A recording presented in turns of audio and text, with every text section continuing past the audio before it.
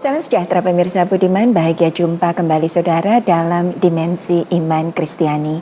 Acara yang melalui pelayanan media Antioquia Pama, kami kemas, kami rancang, kami siapkan khusus bagi saudara, guna gali pertanyaan, cari jawaban perihal berbagai fenomena dalam keseharian kehidupan kekristenan kita. Saudara, Alkitab bagi buat kita, Tuhan gunakan banjir untuk hancurkan umat berdosa di zaman Nabi Nuh. Kemudian Tuhan juga gunakan penghancuran Sodom dan Gomora pada waktu itu. Tuhan seakan-akan menciptakan precedence bahwa bencana alam adalah cara Tuhan untuk menghukum umat yang berdosa.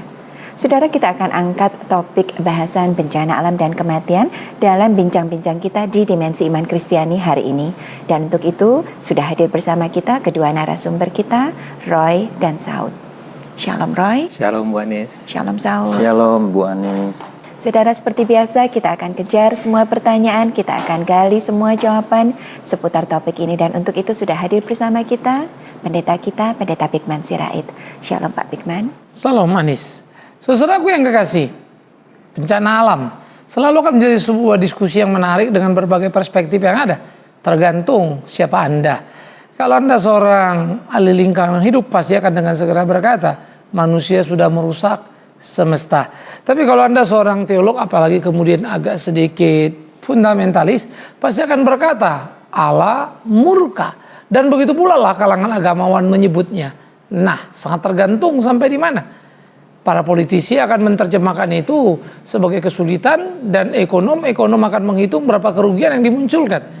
Semua orang akan bereaksi yang berbeda-beda terhadap bencana alam.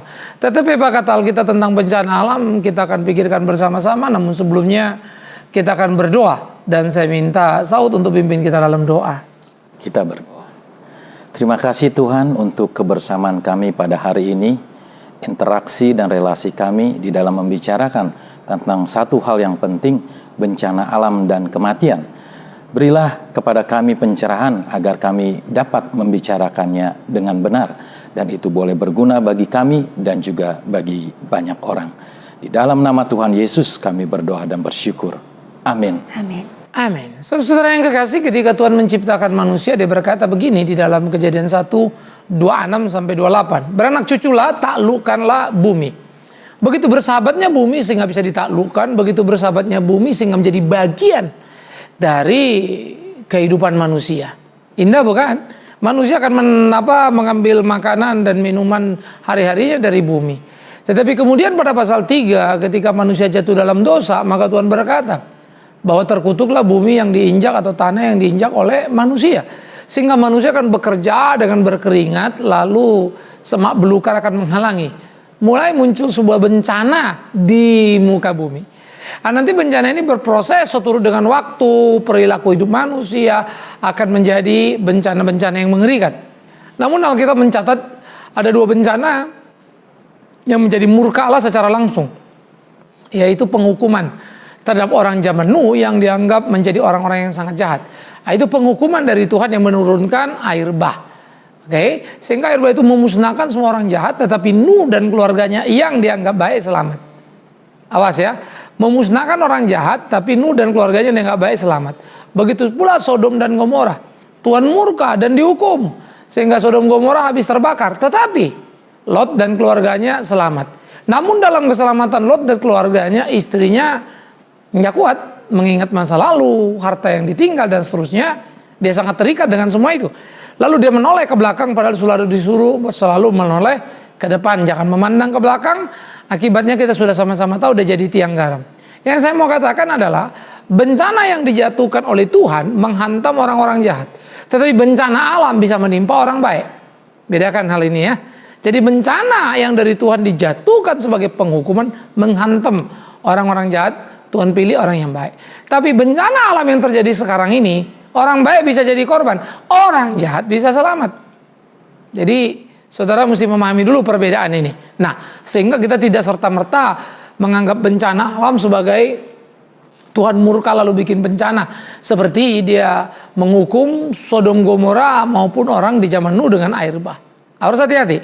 Nah, proses di dalam perjalanan alam terus-menerus bergerak, saudara yang kekasih. Nah, ini menjadi sesuatu bagian yang perlu untuk kita pahami. Nah, karena itu yang menjadi penting sebetulnya seperti zaman Nuh digambarkan ya, bahwa di dalam Matius 24 dikatakan begini, ayat 38 dan 39 ketika kita menggambarkan kedatangan Kristus. Sebab bagaimana mereka pada zaman sebelum air bah itu makan dan minum, kawin dan mengawinkan. Sampai kepada hari Nuh masuk dalam Bahtera. Dan mereka tidak tahu akan sesuatu sebelum air bah itu datang dan melenyapkan mereka semua. Demikian pula kelaknya hal kedatangan anak manusia. Lalu nanti akan kalau kita baca berikutnya ada juga tanda-tanda di sana bahwa menyongsong kedatangan Tuhan itu akan ada bencana alam, akan ada kelaparan ya. Akan ada perang begitu, terus merosotnya nilai moral dan seterusnya. Nah, saya sengaja mengambil ke zaman Nuh untuk mengingatkan segala sesuatu menjadi begitu luar biasa. Tapi Tuhan sedang menghukum. Menuju kepada titik kedatangan Kristus akan ada banyak bencana yang kita sebutkan tadi. Karena itu, yang pertama, tidak mungkin bencana alam akan berkurang. Ini dulu yang Anda catat. Bencana alam tidak mungkin berkurang. Yang pasti akan terus bertambah. Ya, kenapa? Karena kualitas kehidupan manusia sudah merosot, begitu pula kualitas kehidupan alam.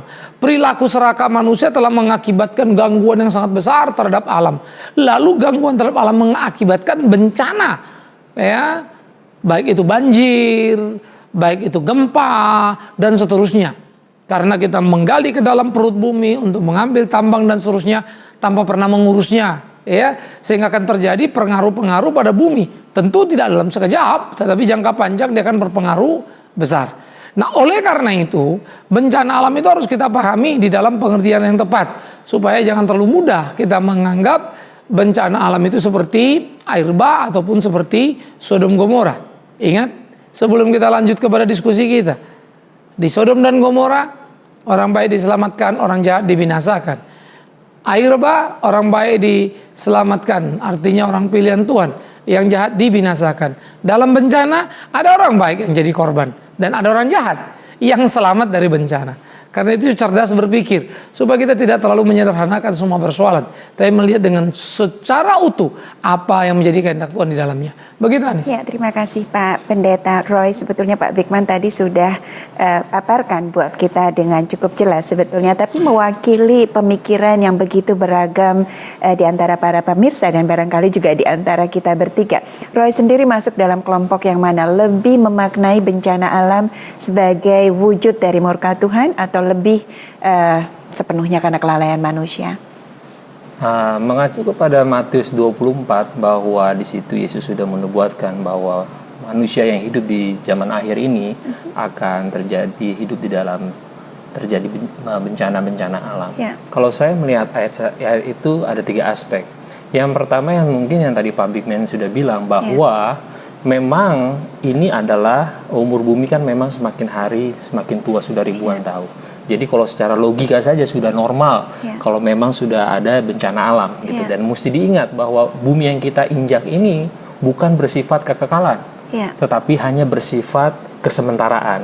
Lalu akan ada akhirnya. Akan ada akhirnya. Jadi normal-normal saja kalau bencana alam itu memang sudah semestinya terjadi. Tergantung bagaimana kita menyikapinya. Dan yang kedua, bencana alam juga memang bisa dipakai Allah sebagai salah satu bentuk murka Allah. Bagaimana Allah menegur umatnya supaya mungkin kerinduan Allah supaya umatnya bertobat dan berpaling kepada kehidupannya. Dan mungkin juga yang kelaliman manusia ini bisa dibilang juga karena umat manusia di bumi ini tidak memelihara bumi ini dengan baik. Akibatnya tidak aneh kalau memang bencana alam juga terus-terus terjadi gitu.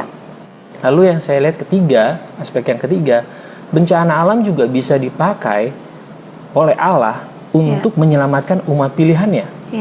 Terlihat waktu peristiwa Laut Mati. Begitu juga di Perjanjian Baru terjadi gempa bumi waktu Paulus di penjara. Jadi saya melihat bencana alam ini secara komprehensif di Alkitab. Tergantung bagaimana cara Allah bekerja di dalam setiap pribadi dan tergantung bagaimana cara kita menyikapinya.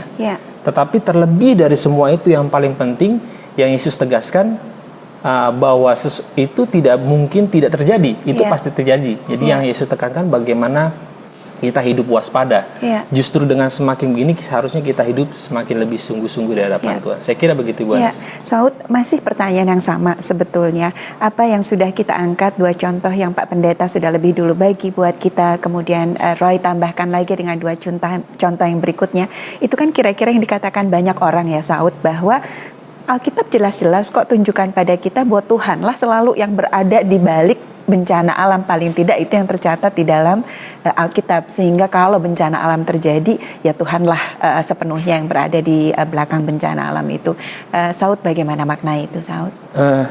Menurut saya lebih menitik beratkan kepada akibat dari perbuatan manusia.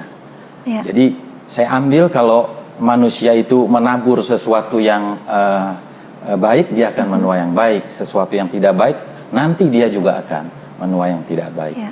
Kasus daripada saya pikir suatu bencana seperti porong begitu ya.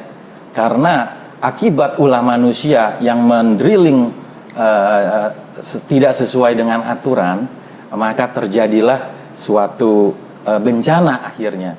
Sampai saat ini belum terjadi. Jadi unsur manusia itu begitu kuat di dalamnya. Itu menurut saya. Iya, Pak Bigman, masih dalam upaya kita untuk memahami bahwa Tuhan punya kemutlakan sebetulnya dalam hidup kita dan juga dalam mengatur bumi yang kita tempati ini. Tadi Pak Bigman kan bagi buat kita ya Pak, Alkitab mengatakan bahwa Tuhan mengatakan tidak akan lagi ada air bah. Tapi kan faktanya Pak Bigman, air bah tetap ada, terjadi dan berulang kali pula. Bagaimana kita makna itu ya Pak? Makanya mesti diperhatikan tadi antara bencana dari directly hukuman Tuhan dan bencana karena perilaku manusia. Ya. Tentu saja di dalam perilaku manusia yang salah menimbulkan bencana alam. Tuhan bisa cegah, pasti bisa. Tapi Tuhan juga bisa biarkan, juga bisa. Itu kedaulatan dia. Sehingga dia bisa menghukum manusia dalam keteledoran si manusia itu sendiri. Tapi tidak sengaja Tuhan menurunkan air bah seperti pada peristiwa Nuh, karena dia berjanji tidak lagi. Sehingga banjir tidak bisa disamakan dengan air bah. Air bah Tuhan memang marah murka terhadap umat itu.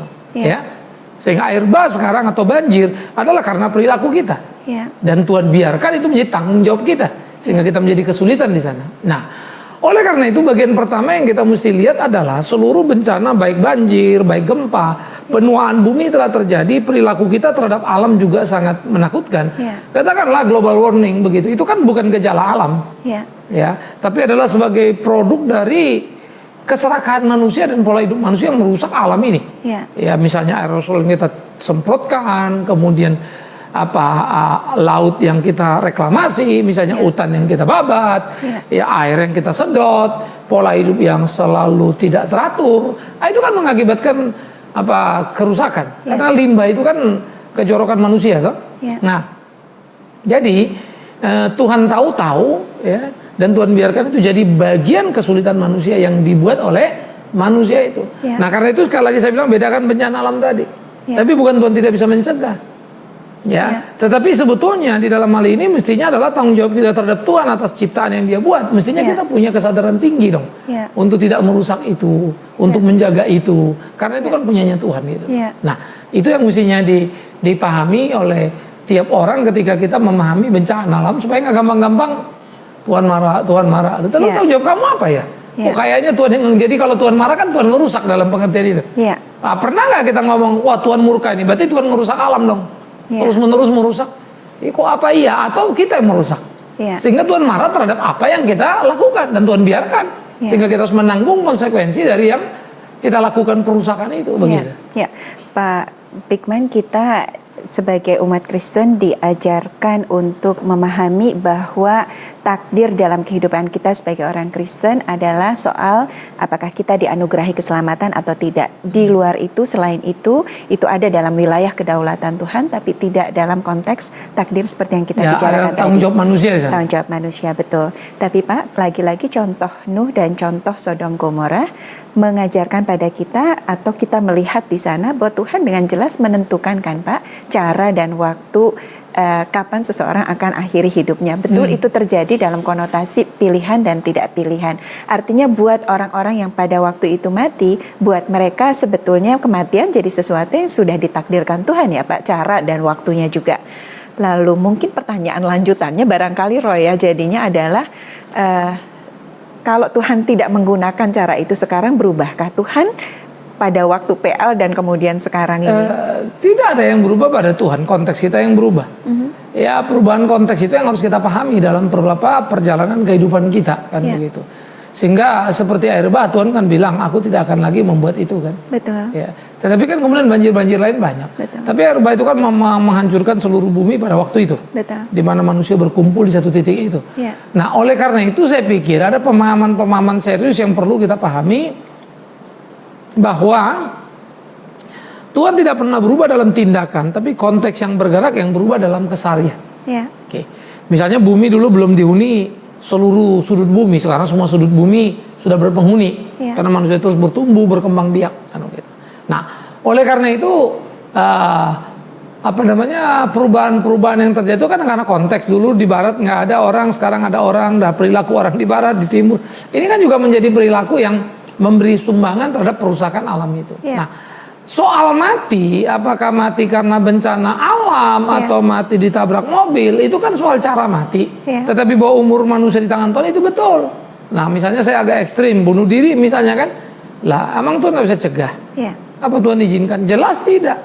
Tetapi dalam semua yang terjadi, Tuhan memanggil manusia, kalau itu orang yang diselamatkan misalnya, bisa dengan cara yang unik. Karena kecelakaan dia mati, tapi naik surga. Nah, sebetulnya yang kita menjadi persoalan adalah kita yang bingung. Kalau dia orang bilang, Tuhan kenapa matinya kok nggak enak ya, kok kecelakaan, kok bencana ya. Nah, ini kan jadi lucu, emang mati yang enak itu kayak apa ya? Emang kalau mati lagi mabok enak apa? Pak Bigman, kita udah mulai masuk ke mitigasi bencana gitu barangkali ya, dalam kaitannya dengan kita bicara soal kematian. Faktanya memang kita ini disebut daerah yang rawan bencana. Kemudian akibatnya berbagai upaya untuk lakukan mitigasi bencana kita mulai lakukan sekarang ini, kan ya.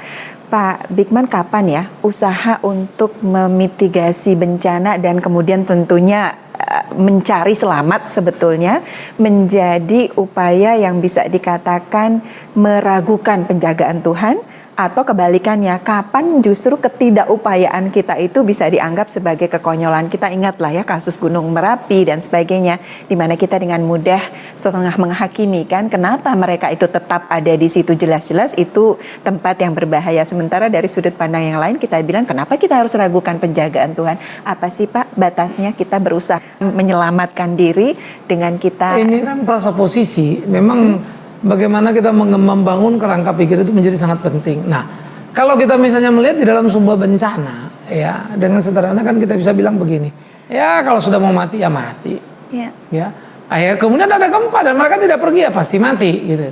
Tetapi kan itu menjadi urusan dia. Tetapi kalau kita bilang kemudian kalau kita tahu dan kita bisa pergi dan tidak mau pergi, itu kan bisa menjadi kita mencelakakan diri, bisa. Tapi ketika kita mau pergi dan coba menyelamatkan diri tetapi kena juga bisa, kan? Maka musibah itu kan hanya beda-beda tipis. Persoalannya adalah sebetulnya dia mau pergi apa enggak ya? Bisa jadi dia terlambat pergi. Perhitungan dia misalnya besok atau terjadi hari ini. Sama seperti air bah zaman Nuh, tidak ada yang bisa menduga, kan? Bencana juga sama. Nah, inilah kerepotan kita untuk menganalisa sesuatu yang sudah terjadi sementara orang yang mengalami udah jadi korban. Akhirnya kita cuma mengira-ngira, kan. Ini kan aja kepercayaan. Maka ini kan kita nggak bisa bilang bukan mereka nggak mau tahu, mungkin ada keyakinan pada mereka itu tidak akan meledak. Ya kan, jadi ini yang perlu, kan. Sementara yang di sebelah sana cuma ngomong doang, atau ada aspek kedua misalnya. Kenapa mereka nggak turun dari bencana alam? Bisa jadi kalau mereka turun, hartanya siapa yang jaga? Karena ternyata tidak ada rasa aman untuk meninggalkan harta. Mestinya pemerintah bisa memberikan rasa aman supaya orang tenang meninggalkan harta bendanya. Nah, ini kan pengalaman-pengalaman yang perlu kita perhatikan. Sama seperti bodohnya, saya bilang, saya pakai istilah sekali lagi bodohnya, sekali lagi bodohnya kita mengatakan kepada orang jangan tinggal di pesisir pantai karena itu tempat itu banjir. Nah, kalau ada korban gini mau diapain? Ini kan orang bodoh yang bicara. Kenapa? Kenapa biarkan orang di situ? Mestinya lo orang pintar, tahu dong itu bahaya, jangan di situ. Sama anak kamu main pisau, dia bisa luka, kan? Jangan sesudah luka bilang makanya jangan main pisau. Itu orang tua bodoh bagi saya. Kenapa dibiarkan anak itu pegang pisau? Nah, itu kan guna pemimpin. Nah, sehingga bagaimana memandang sebagai pemimpin, tahu menempatkan diri supaya sedikit cerdas lah. Nggak perlu terlalu banyak cerdasnya. Karena ibu-ibu yang tidak bersekolah pun tahu bagaimana menyelamatkan anaknya. Itu kan kesadaran, tanggung jawab, kasih sayang. Nah, kita kembali kepada bencana yang tidak bisa kita duga tadi. Sayangilah dirimu. Belajarlah apa yang bisa kau lakukan. Karena orang-orang zaman dulu, jangankan orang, binatang nih. Kalau you lihat ini binatang lari bergerak turun, pasti ada something yang nggak beres. Nah, masa binatang lulus orang enggak? Nah, jadi saya pikir ini menjadi satu bagian kehidupan kita. Kalau lari bukan penakut. Tetapi kalau tidak selamat juga bukan malapetaka. Toh jalan mati banyak cara, ya kan ya. Ada orang lagi tidur, toh mati juga. Ini cuma mati di bencana begitu.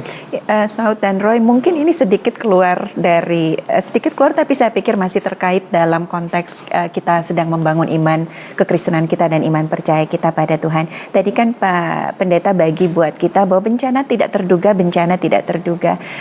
Cuma kan kita tahu faktanya sekarang sama-sama bahwa dalam batas-batas tertentu ada kemampuan untuk memprediksi bencana. Baik dengan menggunakan teknologi maupun menggunakan tentu saja mengandalkan para saintis. Salah satu fenomena yang jadinya berkembang terutama di daerah kita kan mengandalkan paranormal yang memprediksi bencana dalam kaitan diskusi kita. Argumentasi yang mereka pakai, Tuhan kan bisa bicara lewat siapa saja, Tuhan bisa bicara lewat paranormal juga. Sedikit keluar tapi barangkali berkaitan dan ada harganya untuk kita bagi ke para pemirsa. Saud dan Roy sendiri memaknai bagian ini bagaimana?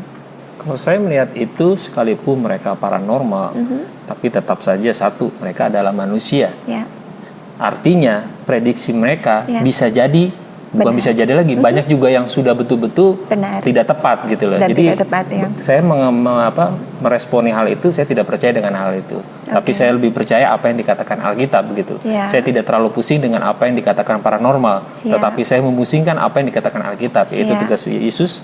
Yang Yesus tegaskan bagaimana kita harus hidup berwaspada. Bahwa kita sudah hidup di zaman akhir ini, di mana tanda-tanda alam itu yang bencana alam itu yang akan terjadi pada saat ini. Saya kira seperti itu. Saya akan menanggapi Pak Roy juga Pak Pendeta tentang bencana yang akan bisa saja menimpa orang benar. Jadi saya ambil contoh figur seorang Mbah Marijan. Dia tahu resikonya yang dia ambil, tetapi dia mempercayai suatu kebenaran yang dia percaya, dan itu membawa dia kepada suatu kebaikan bagi hidup dia. Mungkin juga bukan pada masa ini, masa yang akan datang. Yang menarik adalah Mbah Marijan pasti juga tahu suatu waktu ini Gunung Merapi akan meletus dan kematian akan dia terima. Tetapi yang menarik di sini, dia berani ambil resiko itu. Karena apa? Anggaplah analoginya dia sebagai seorang nakoda atau seorang pilot gitu ya. Kita tahu dia adalah kuncen, juru kunci dari. Masakan dia harus lari begitu, sedangkan yang lain jadi korban. Jadi dia anggaplah dalam pikiran dia seorang martir lah kalau di kekristenan itu. Dia ambil resiko itu, dia ambil tanggung jawab itu. Bagi suatu hal lain atau pihak lain itu suatu kebodohan, belum tentu begitu kan? Saya bisa menambahkan, saya akan tanya Pak Bim. Kalau kita lihat konteks Paulus waktu dia ingin ditangkap, dia sudah dinubuatkan Pak. Ya kan, bahwa dia akan ditangkap, tapi dia tetap pergi Pak. Justru karena itulah aku dipanggil. Lalu bagaimana dengan konteks di dalam Matius 24 di mana orang Kristen sudah dikasih tahu bahwa sebagai tanda-tanda zaman akhir ini ada bencana alam. Lalu bagaimana kalau bencana agak berbeda karena Paulus kan dalam konteks penginjilan. Dan dia akan ditangkap kan. Itu kan bukan bencana alam gitu, ya. Konsekuensi dari sebuah pemberitaan. Nah, bencana alam kan bukan tentu karena kita lagi menceritakan kebenaran kan. Tidak dalam konteks PI kan. Bisa jadi dalam konteks pesta justru bencananya datang. Ya. Nah, tetapi yang menjadi menarik seperti yang kita bilang tadi, mau paranormal, kayak mau ilmu, kayak semua kan punya latar belakang ilmu dalam tanda petik. Tapi ilmu menurut persepsinya masing-masing. Nah, kalau itu tinggal nanti siapa lebih dipercaya. Nah, ini kan kualitas lagi. Itu soal nomor lainnya lagi. Tetapi yang kedua soal mati hidup pun orang punya prakonsep. Ya. Mau lari mati, tinggal mati, ya mendingan tinggal capek-capek lari kalau mati juga. Padahal bisa saja dia lari juga selamat. Belum tentu juga. Tapi juga mungkin bisa tinggal selamat. Kalau lagi bicara kedaulatan Tuhan kan begitu ya. Ada wilayah yang kita nggak tahu, ya kita nggak tahu. Ada wilayah yang kita tahu dan kita bisa, mari kita lakukan. Nah, mestinya kita di dalam menyikapi alam itu seperti itu. Maka wilayah apa yang kita tahu, Tuhan Yesus kan pernah ngomong. Kalau kamu lihat mendung artinya apa? Hujan mau datang. Kalau hujan mau datang jangan lakukan perjalanan jauh lah. Nanti basah. Tapi kalau mau pergi nggak apa-apa, seperti pepatah Indonesia kan, sedia payung sebelum hujan kan gitu. Jadi itu kan bijaksana namanya, toh. Jadi kan kita bisa tahu, sama seperti yang tadi, binatang saja bisa membaca gejala-gejala alam. Sebetulnya paranormal itu kan insting mereka hidupkan, pengalaman mereka juga ada di sana. Ya, jadi cuma ada unsur keyakinan yang berbeda dengan pembaca sainsnya kan gitu. Nah, jadi saya pikir ini yang kita mesti bedakan. Tetapi yang kita percaya satu adalah tidak ada satu bencana apapun lepas dari kendali Tuhan. Oke. Yang kedua, apa saja bencana bisa dipakai Tuhan. Kemudian orang menjadi meninggal di dalam bencana itu, entah dia orang baik ataupun orang jahat. Cara Tuhan memanggil tiap orang yang berbeda.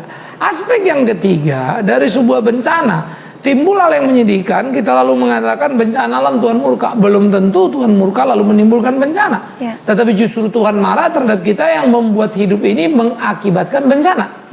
Ya, karena kita misalnya resapan di DKI ini sudah kacau balau, buang sampah sembarangan. Lalu pemerintah tidak mampu mengendalikan resapan yang ada untuk paru-parunya Jakarta misalnya. Sehingga sekian puluh persen ludes semuanya. Ya, jalur-jalur hijau ludes semua berubah fungsi. Lalu banjir, jangan bilang dong Tuhan marah. Ya, tapi yang ada adalah kita sebagai rakyat ataupun pemerintah sama bodohnya. Kita mesti berani terima dong. Pemerintah juga jangan salahin rakyat dong. Kok rakyatnya kelewatan si buang sampah sembarangan? Lah, lalu situ gunanya mimpin apa? Bagaimana ngajarin rakyat supaya buang sampah nggak sembarangan? Tapi rakyat juga jangan bilang dong pemerintahnya goblok tolol, walaupun iya misalnya ya. Tetapi kan juga mesti bisa introspeksi diri dong. Kamu juga nggak taat pada undang-undang kan begitu. Nah, sehingga penegakan undang-undang kan harus supaya kita bisa mencegah kebanjiran. Nah, jadi jangan lupa, kenapa kita bisa cegah? Karena Tuhan juga tidak merancang itu untuk kita banjir kan. Tapi Tuhan bisa membiarkan karena perilaku kita membuat itu jadi banjir. Nah, ini perhatikan, kalau itu ketetapan Tuhan seperti air bah, siapa yang bisa mencegah? Enggak, gitu. Kita harus akhiri jumpa kita, saudara. Meskipun begitu lebih banyak pertanyaan yang ingin kita tanyakan kepada pendeta Bigman. Saudara, itu sebabnya tetap setia jalan episode Dimensi Iman Kristiani berikutnya memang kami siapkan dengan harapan sudah dan senantiasa akan berkati kita semua. Kita syukuri iman Kristen kita, saudara. Kita minta pendeta Bigman Sirait pimpin kita akhiri jumpa kita. Saudara, bencana alam tetap menakutkan. Sampai kapanpun, saya pun takut kalau tertimpa bencana alam. Manusiawi bukan? Tetapi saya harus belajar. Tidak takut kalaupun saya harus mati di bencana alam. Oleh karena itu saya harus bertanggung jawab pada hidup saya. Dan kalau saya tahu jalan itu longsor, saya tidak akan mencoba untuk melewati jalan itu. Lebih baik saya sedikit memutar, tetapi jalan yang cukup aman. Tetapi saya pun sadar, di jalan yang menurut saya cukup aman bisa jadi saya tidak kena longsor, tapi tabrakan dengan mobil lain yang orangnya sedang mabuk menyetir. Saya nggak salah, dia salah. Akibatnya adalah saya mati juga. 1001 kemungkinan. Coba lolos dari bencana alam, saudara malah ditabrak orang mabuk. Siapa yang bisa tahu itu? Atau mungkin saudara berjalan, lalu coba menghindar tempat lain yang jauh lebih aman lagi, tapi digigit nyamuk, lalu berdarah, nggak keburu ke rumah sakit, Anda mati. 1001 cara mati. Bencana alam hanya salah satunya. Karena itu bencana alam bukan bencana kalau Anda dalam Tuhan. Kita akhiri Dimensi Iman Kristiani untuk terus membuka wawasan pikir pemeliharaan Tuhan. Kita akan berdoa, saudara. Saya minta Pak Roy untuk betul kita dalam doa. Kami bersyukur dan berterima kasih Tuhan buat diskusi kami pada saat ini. Kami berharap dan berdoa biarlah diskusi ini boleh menjadi berkat bagi kami semua, terkhusus bagi pemirsa di rumah. Dan biarlah kami sebagai manusia yang hidup pada zaman akhir ini memiliki tanggung jawab penuh untuk memelihara aman ini. Dan biarlah melalui peristiwa-peristiwa ini membawa kami menjadi lebih sungguh lagi Bapa untuk hidup takut akan Engkau Tuhan. Dan kami bersyukur juga kalau mungkin melalui bencana alam ini ada banyak orang yang dipanggil dan bertobat untuk menerima Engkau Tuhan Yesus sebagai Tuhan dan Juru Selamat kami. Biarlah kami mau menyerahkan semuanya itu hanya ke dalam tangan-Mu Bapa. Dan biarlah di sisa hidup kami ini Bapa, Tuhan menyertai kami supaya semakin hari kami mengerti dan berjalan seturut dengan kehendak Engkau Bapa. Terima kasih Tuhan Yesus. Di dalam nama Tuhan kita Yesus Kristus kita sudah berdoa dan bersyukur. Haleluya. Amin. Amin. Amin.